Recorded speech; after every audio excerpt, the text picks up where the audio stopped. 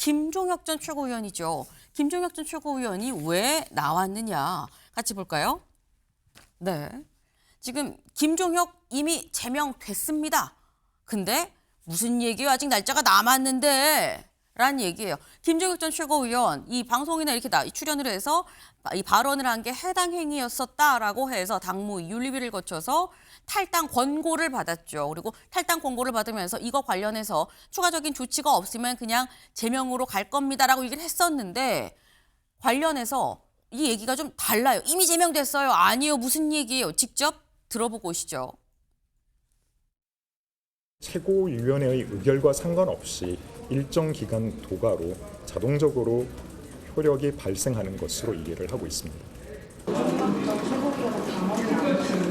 이미 10일의 기간이 도가가 되었으면 그런 효과가 발생했다고 저는 알고 있습니다.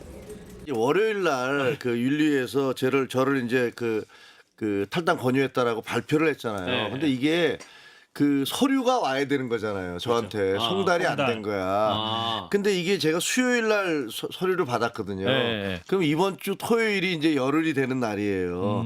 근데 박성훈 대변인은 이런 거 신경 안 쓰고 그냥 월요일 날 그때 발표했으니까 오늘이 열흘이니까 이제 오늘 끝난 거지. 아하. 이렇게 생각해서 얘기를 한 거예요. 근데 그 원래는 송달된 날부터 열흘인데 그 양반이 그걸 잘 모르는 모양이다. 네. 취재를 하니까 거기서 갑자기 또 화들짝 놀라갖고 야 그거 아닌가비요. 그래갖고 다시 입장이 정해진 게 아니고. 네. 근데 매사가 이런 식이에요. 이게 당 윤리위나 우리 당 지도부가 하는 일들이라는 게 윤리위원회 징계 의결이 있고 나서 이로 인한 제명 효과가 언제부터 발생을 하는지, 제명으로 인한 법적인 효과가 최고위원회의 의결이 필요한지에 대해서 논란이 있는 상황입니다. 그렇기 때문에 당의 당무감사실과 기획조정국 등의 의견을 취합해서 최종적인 당의 공식적인 입장을 말씀드리도록 하겠습니다. 네, 결론적으로 아직 잘 모르겠어요. 확인해 보겠습니다라는 게 당의 입장이에요. 근데 이게 사실 임주혜 변호사님 처음에 윤리위의 결정이 올라온 거는 수요일이었었나요? 그랬었고 그걸로 따지면 이 화요일 날 또 끝나는 거고 그게 아니면 아까 김종혁 전 최고위원 얘기는 내가 송달을 받은 거는 나는 한참 그 뒤였는데 라고 또 얘기를 하고 있어요. 그렇기 때문에 아직 시간이 남았어요 라고 또 얘기를 하고 있거든요.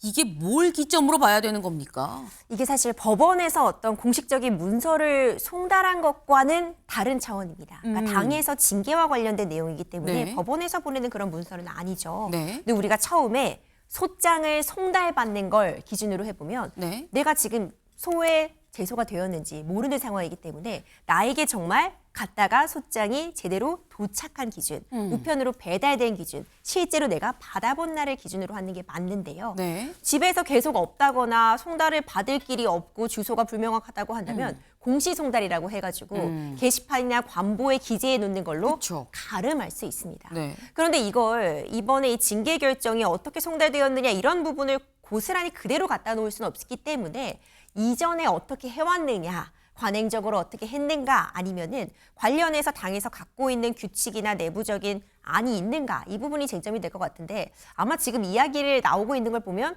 정확하게 정해진 건 없었나 봅니다. 네. 이번 기회에 정돈할 필요는 있어 보이고요. 의심이 있을 때는 어쨌든 형사적으로 보면 피고인의 이익으로 네. 라고 하는 규정은 대원칙 그리고 헌법적인 가치라고 보여지기 때문에 최대한 억울한 부분이 없게 김종혁 의원의 이야기도 귀를 기울일 필요는 저는 충분히 있다고 보는데 네. 어떻게 해왔는지가 실무적으로는 중요할 것 같습니다. 네. 그 지금 말씀처럼 뭐가 딱히 정해져 있다기보다는 뭔가 절차적으로 서로 다르게 생각할 여지가 좀 있어 보여요. 때문에 이걸 좀 제도적으로 정비할 필요가 있어 보입니다. 라는 말씀인 건데 최수영 위원님. 당에도 오래 계셨고 당직도 여러 번 맡으셨고 지금 이 상황 어떻게 봐야 돼요? 이게 지금 제명이 사실 굉장히 큰 건이거든요. 당에서 그냥 제명을 정말 말 그대로 뽑아내는 건데 이게 이렇게 그런가 아닌가 뭐 지금 이런 얘기가 지금 나오고 있어요. 저는 보면서 이제 이런 속담 있잖아요. 우리가 청명해주거나 한식해주거나. 그러니까 뭐 네. 며칠 사이인데 생각해 보십시오. 이게 그러면 수요일이든 토요일이든 이게 무슨 상관이 있습니까? 전 제가 보기에 어쨌든 김종혁 최고위원은 이제 제명 수순으로 가는 거예요. 그러니까 이게 이제 이렇게 탈당, 그러니까 말하자면 제명 권유가 돼서 열흘이 지나서 자동적으로 도과가 돼서 하든지 아니면 공시받은 날부터 해가서 열흘을 하든지 그러면 네. 수요일이냐 토요일 날의 차이인데 네. 굳이 이거를 3일을 뭐 앞당겼다고 뭐 경천동지가 됩니까? 당의 운명이 달라집니까? 저는 이런 거는 별로 왜 사소한 일에다 이렇게 자꾸 당의 분란과 갈등들을 불씨들을 외부에 노출시키는지 모르겠어요. 그냥 그러면은 과정 최고위원회 의결을 거쳐서 처리하겠습니다. 하면 될 일이고. 그런데 굳이 이거 자동적으로 이미 열흘이 지나서 도가 된 경우니까 그냥 이제는 우리 당적이 없다고 보면 된다. 괜히 이렇게 얘기한 건 아닙니까? 그러니까 수요일 날 내가 송달 받았다. 그럼 토요일이 맞다 열흘이다. 네. 아주 정말 사소하고도 지엽적인 부분을 가지고 이게 지금 다시 어쨌든 친한계과의 갈등 이런 식으로 지금 언론에 부풀려지는 거잖아요. 그러니까 저는 이게 이슈 관리가 굉장히 좀 말하자면 정교하지 못하다는 말씀 하나 또 먼저 드리고 또 하나 중요한 거는 자꾸 이런 문제 가지고 당이 이제 파문에 휩싸이면은 외부에서 바라볼 때 정말 이게 대한정당이고 수권정당이 맞는가 이런 정도의 하나 그 당원 당규도 제대로 정비가 안 된 정당인가 그런 외부의 시선이 있을 수 있으니까 이런 부분들 왜 이렇게 저는 조금 소승적으로 처리하는지 모르겠다라는 말씀을 드립니다. 네. 지금 이슈 관리가 좀 제대로 스무스하게 안 되는 거는 잘못이 있긴 있지만 한식해주거나 청명해주거나라는 표현을 쓰셨어요. 김종혁 전 최고위원이 만약에 저희 방송을 보면 무슨 말이야 왜 자꾸 죽는다 그래 가실 수도 있을 것 같긴 한데 어쨌거나 그게 뭐 중요한 사안이냐 괜히 외부에 뭔가 또 갈등이 있는 것처럼 큰 것처럼 비춰지지 않겠어 라고 말씀을 하셨는데 이게 그냥 김종혁 전 최고위원만의 단건의 사안이냐라는 거죠. 경향신문 같이 볼까요? 국힘 친한계 찍어내기 노골화 경향은 친한계 찍어내기다라고 또 얘기를 하고 있습니다. 왜냐하면 윤리위에 배현진 의원도 지금 제소가 돼 있고요. 정성국 의원도 지금 제소될 가능성 얘기가 나오고 있다라는 거예요. 배현진 의원은 대체 뭘로 제소가 된 거야 생각할 수 있는데 배현진 의원이 지금 서울시당 위원장이죠. 여기 볼까요? 윤리위는 지난달 30일에 이미 배 의원에 대한 제소를 접수를 했습니다. 어떤 내용이냐. 제소 신청서에 뭐라고 적혀 있었냐면 서울시당 위원장인 배 의원이 서울시당 전체가 한동훈 전 대표 제명에 반대하는 것처럼 인식되도록 여론 조작을 했다고 제소 내용에 지금 쓰여 있다라는 거예요. 시당에서 어떤 성명을 내고 했는데 이게 나는 그렇게 안 했는데 나까지 뭐 다 그런 것처럼 이렇게 했어요라는 취지로 했습니다라고 지금 제소가 지금 들어갔다라는 거죠. 그래서 배현진 의원이 들어가 있고 정성국 의원의 경우도 얼마 전에 이 조광한 최고위원과 야 임마 나와 나왔다 왜 뭐 이런 게 뭐 진짜냐 아니냐 뭐 무슨 말을 했냐 공방이 있었습니다만 어쨌거나 그래서 또 이거 갖고도 이제 제소가 되냐 마냐라는 얘기가 나오고 있는 상황이기 때문에 이거 찍어내기 아니야라는 얘기가 또 경향에서는 찍어내기 노골화다라고 좀 얘기를 하고 있어요. 박정환 교수님 이거 어떻게 보십니까? 일단 뭐 까마귀 날자 배 떨어진 거는 아닐 거다라고 아닐 봅니다. 거다. 누가 보더라도 김종혁 전 최고가 한동훈 전 대표의 뭐 스피커 역할을 해왔다. 뭐 이건 누가 봐도 부인할 수 없는 사실입니다. 그래서 찍혔고 그래서 제명 얘기되니까 나왔다. 그런데 그 뒤에 그럼 누가 이 제명 한동훈 전 대표 제명 전국에서 최근 일주일 사이에 누가 가장 뉴스에 많이 나왔냐 보면은 배현진 의원하고 정성국 의원이에요. 한 분은 스피커 역할을 했고 한 분은 행동대장 역할을 했습니다. 네. 자, 당에서 제명 반대의 목소리의 중심에 누가 있었는지 보면 배현진 의원하고 정성국 의원이 가장 많이 나왔거든요. 물론 두 분이 한 분은 제소됐고 한 분은 아직 제소 안 됐지만 그리고 또 한 분이 또 한 단체에서 제소한 건 아니에요. 각자 이유도 다르고 방향도 다릅니다. 하지만 결론적으로 효과는 너 계속 떠들면 앞으로 계속 분란 일으키면 너도 그럼 한동훈 따라 나가던가 지금 거의 그런 수준 아니냐. 결국은 제소를 무기로 해서 입에 자물쇠를 채우려고 하는 시도 아니겠느냐. 이 정도가 해석이 맞는 거 아니겠느냐 봅니다. 요거는 최수영 의원님 말씀도 살짝 들어봐야 될 것 같아요.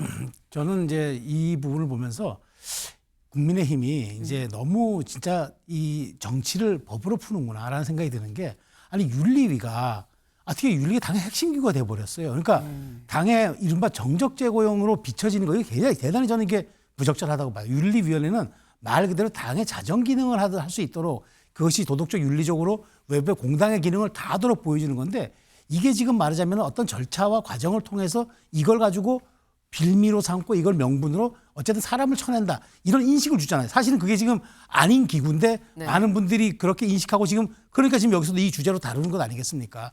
그러니까 저 배현진 의원 같은 경우에는 일종의 이런 거잖아요. 그 어떤 시당 위원장으로서 행위가 지방선거 출마 예정자들에게 부담을 줄 수 있다. 그러면 경고를 하면 되잖아요. 경고. 하지 마세요 하면 될 일을 이걸 굳이 징계로 가야 합니까?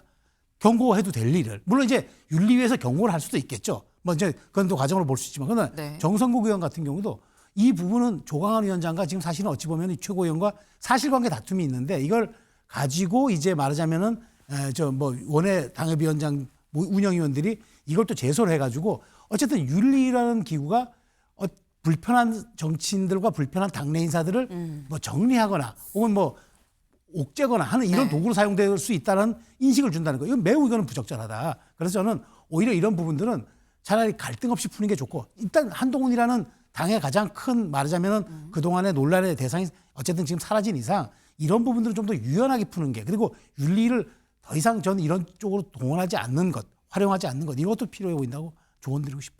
네.